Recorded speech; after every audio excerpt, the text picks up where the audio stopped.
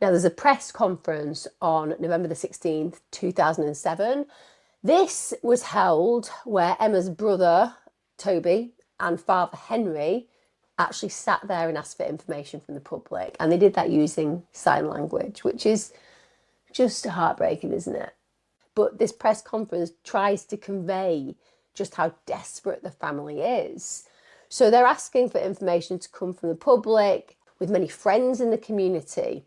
And the Deaf Association, they even set up a fund to find Emma. It raised nearly $2,000 in the first 24 hours of being created. So people were really invested in bringing this lovely young woman home.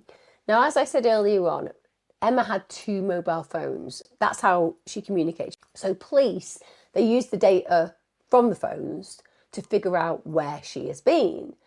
So what they discover is that she, or at least her phones, had travelled from the centre of the city towards Spencer Park. It's about 14 kilometres northeast of Christchurch, but then had gone back into the city.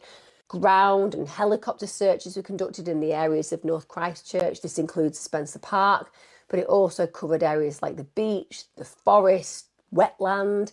They were desperate. There's also a specialist search of the Kate Valley landfill site. They're looking for a handbag and sweatshirt, but even though they did this extensive searching, nothing of interest was actually found.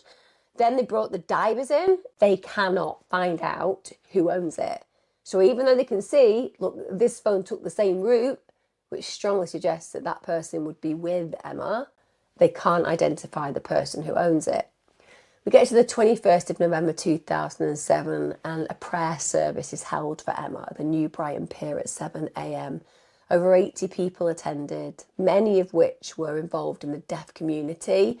And the main reason they turned up was because they just wanted Emma's family to know that they were supporting them. They just prayed that Emma was going to come home safely. And we have to remember that New Zealand is a very small population. So the fact that 80 people turn up to that prayer service, that's a lot of people. Now, I know that the family in that moment are also acknowledging that he is going away for a very long time.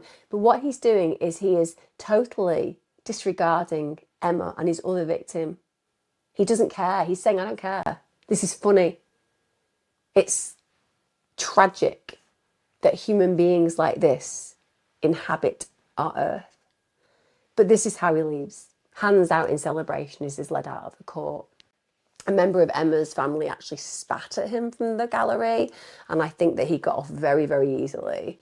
And the woman that he attacked in Dunedin, she said, thank God, when he received his sentence, and rightfully so, because her life must have been blighted so badly by this. Speaking outside of the court, Emma's brother Toby said, I feel like it's just not fair. We can't bring our sister back to life, and it's changed our life forever.